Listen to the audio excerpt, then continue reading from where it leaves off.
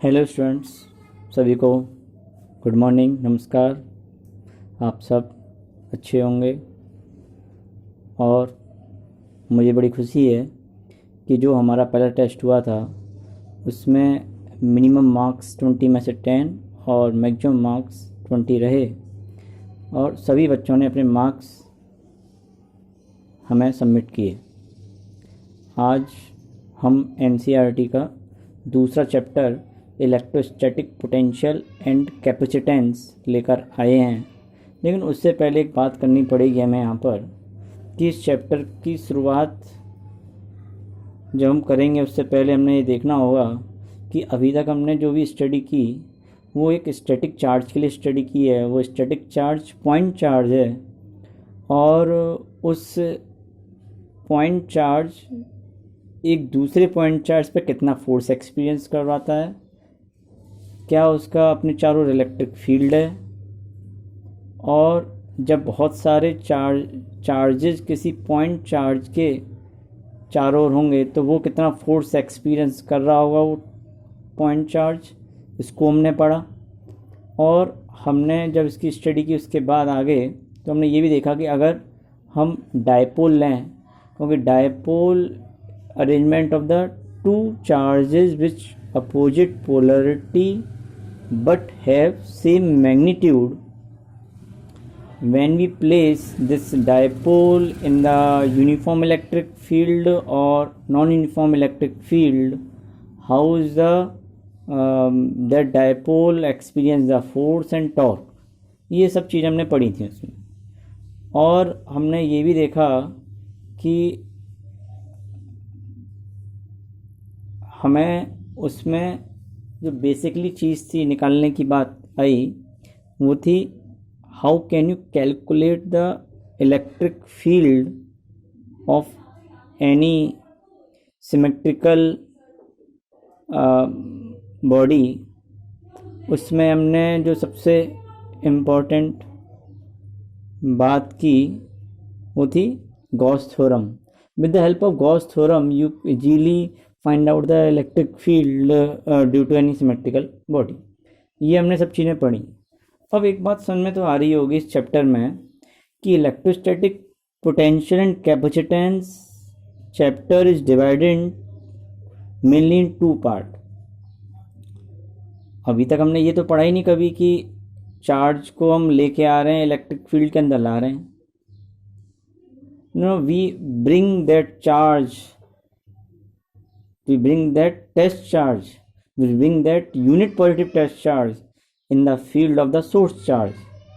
तो हमने उसका फोर्स पढ़ लिया, हमने इलेक्ट्रिक फील्ड निकाल लिया, पर हम लेकर आ रहे हैं, we have to bring what you amount done work, आपने कितना काम किया, कहाँ से लेकर आ रहे थे, कहाँ उसको लेके जाना है, तो हमारा एम क्या है, किस पॉइंट पर हमें उसको लेके रखना है, कहाँ से लेके आना। तो ये सारी चीज़ें हमें किस में आएंगी, हमारी पोटेंशियल वाले पार्ट में आएंगी।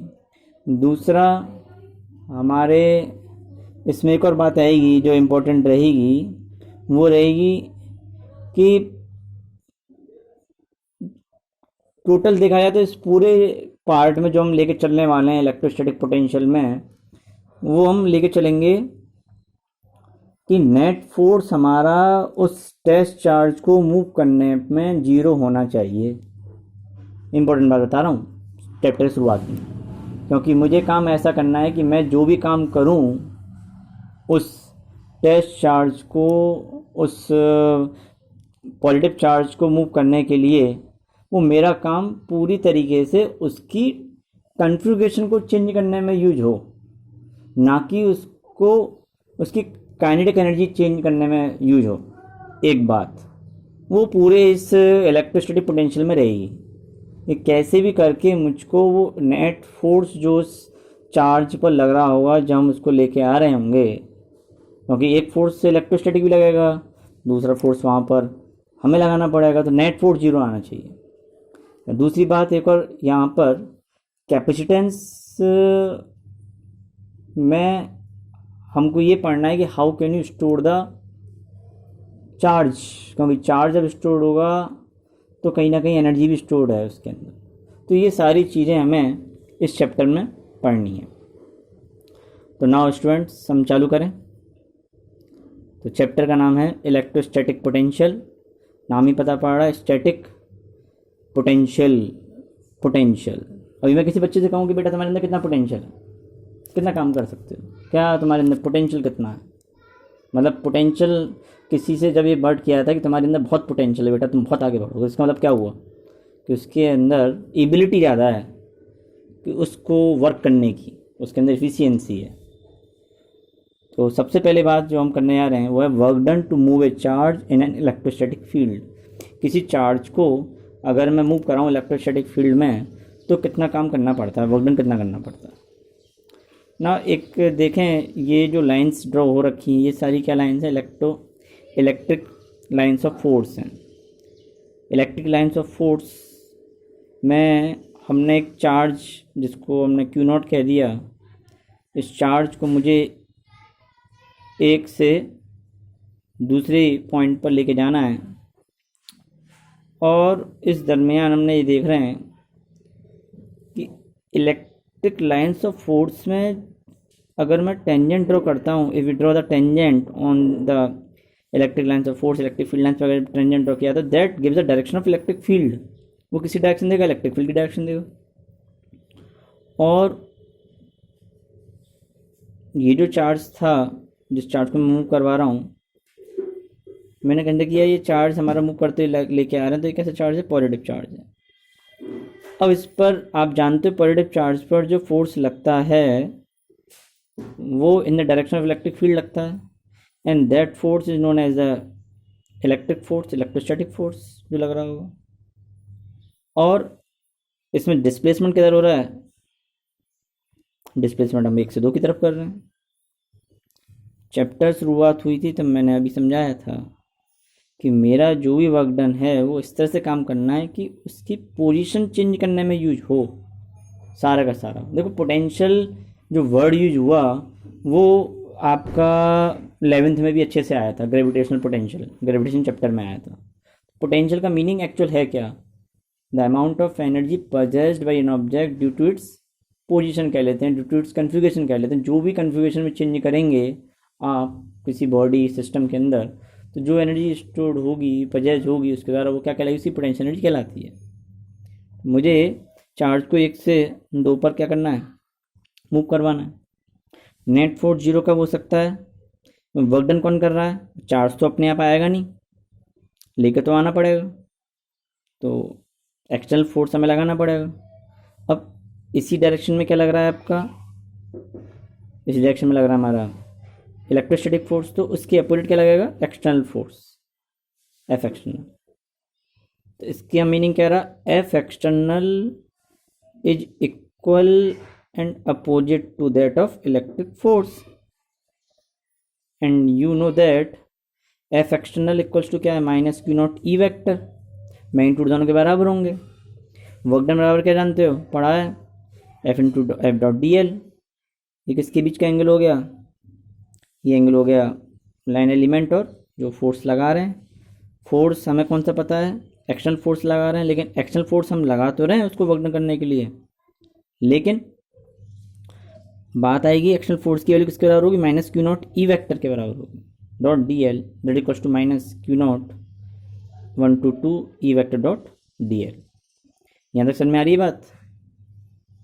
अगर नहीं आई ये बात यहाँ तक समझ में, तुरंत मेरे पोस्ट करते ही उस पर अपनी क्वेरी डाल देना इसके रिलेटेड, ठीक। नेक्स्ट बात,